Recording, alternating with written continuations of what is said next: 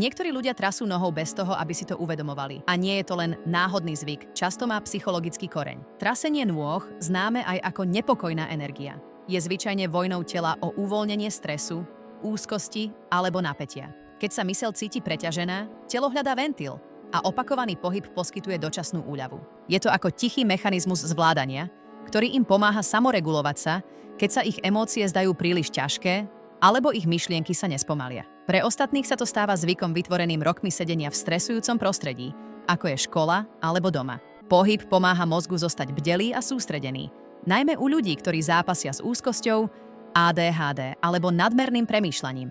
Nerobí sa to preto, aby sa ostatní vytočili, je to často jediný spôsob, ako sa ich telo cíti pokojné alebo uzemnené v danom okamihu.